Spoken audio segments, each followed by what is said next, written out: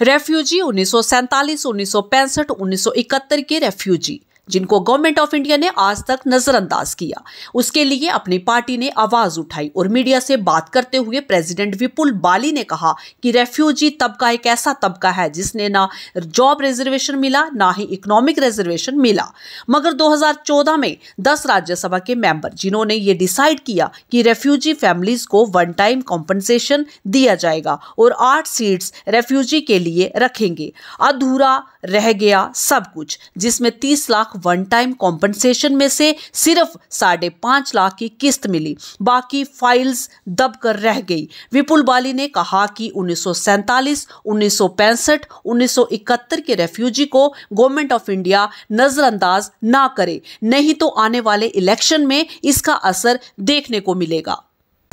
आज की जो प्रेस कॉन्फ्रेंस है वो बड़े इंपॉर्टेंट इशू पे है, रेफ्यूजीज़ के इश्यूज़ पे। जम्मू कश्मीर में चाहे वो 47 के रिफ्यूजीज़ हों, चाहे वो 65 के रिफ्यूजी हों, चाहे वो 71 के रिफ्यूजी हों, ये तबका एक ऐसा है जिसको ना ही कभी जॉब में रिजर्वेशन मिला, ना ही कभी इकोनॉमिक रिजर्वेशन मिला। सबसे इम्पॉर्टेंट ये है कि जब आज 2014 में जेपीसी कमेटी बनी पी भट्टाचार्य के अध्यक्षता में, जिसमें 10 राज्यसभा के मेंबर्स थे, उन्होंने ये डिसाइड किया कि जितनी भी रिफ्यूजीज़ फैमिलीज़ हैं उनको 30 लाख रुपए कंपनसेशन, वन टाइम कंपनसेशन देंगे। कंपनसेशन की बात हुई, उसके साथ उन्होंने कहा कि 8 सीट्स जो उन्होंने रिकमेंड किया कि 8 सीट्स जो हैं वो रेफ्यूजीज़ के लिए रखेंगे।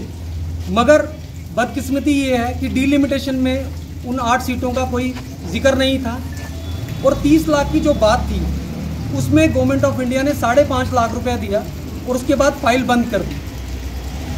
मैं आपके माध्यम से ये गवर्नमेंट ऑफ इंडिया से पूछना चाहता हूँ कि जब आपने 30 लाख रुपया आपके राज्यसभा मेंबर ने, आपके 31 मेंबर जो जॉइंट पार्लियामेंट्री कमेटी में आपने बनाई 31 लोगों की पी भट्टाचार्य की अध्यक्षता में, जब 30 लाख का आपने कहा तो वो क्यों बंद किया गया?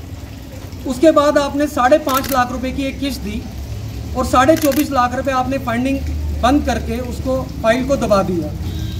दूसरा, मैं आपके मीडिया के माध्यम से सब इम्पॉर्टेंट बात बताना चाहता हूँ, वो ये है कि कुछ लोगों को वो 5.5 लाख रुपया भी नहीं मिला, फाइलें दब के डीसी ऑफिस में, पीआरओ ऑफिस में रह गई। जो 65 और 71 के रिफ्यूजीज थे उनको आज तक उनकी जगहों के प्रॉपराइटरशिप नहीं मिली। कई एरिया ऐसा है बॉर्डर बेल्ट में, चाहे वो सांबा हो, चाहे वो कठुआ हो, चाहे वो हीरानगर हो, चाहे वो विजयपुर हो, वहाँ से अब हाईवे वाइडनिंग हो रही है, लोगों की जगह एक्वायर की जा रही है। मगर बदकिस्मती से जो लोग 65 और 71 से बैठे हुए हैं वहाँ पे, उनको वहाँ पे कोई कंपनसेशन देने की बात ही नहीं हो रही है। हमारी आपके माध्यम से गवर्नमेंट ऑफ इंडिया से ये अपील है कि जो 30 लाख की कंपनसेशन उन्होंने फ्रेम की थी रेफ्यूजीज़ के लिए, वो उनकी पूरी इंस्टॉलमेंट उनको दी जाए और जो 65 और 71 से लोग बैठे हुए थे उनको उनकी जगह के प्रॉपराइटरशिप दी जाए, क्योंकि वो लोग पिछले 75 साल से सफ़र कर रहे हैं। अगर आप मैं 71 से ही कैलकुलेशन करूँ 30 लाख रुपए की, तो वो 4-4.5 हज़ार रुपये महीना बनता है।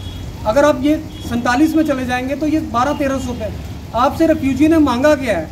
आपसे रेफ्यूजी ने कोई चंदी नहीं मांगी, कोई कुछ नहीं मांगा। आपसे रेफ्यूजी ने कहा कि जहां हम बैठे हैं पूरे 35-40 साल से, उस जगह की हमें प्रॉपराइटरशिप दी जाए, प्लस जो 30 लाख रुपये आप ही ने कहा, हमारी डिमांड तो ज़्यादा थी, मगर आप ही ने कहा कि उसको 30 लाख रुपया दिया जाए, आपसे वो भी 30 लाख नहीं दिया गया।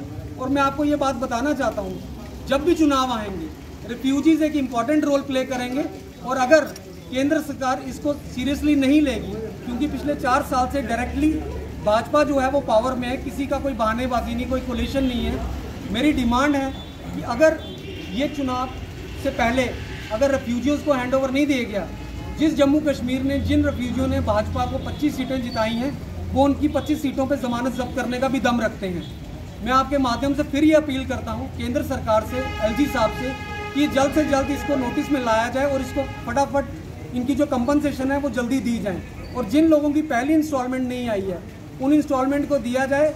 और अगर नहीं दिया जाएगा 1 महीने के अंदर, तो अपनी पार्टी जो है वो सड़कों पे उतरेगी, रेफ्यूजीज़ के हक की लड़ाई लड़ेगी और रेफ्यूजीज़ को उनका हक दिलवाएगी।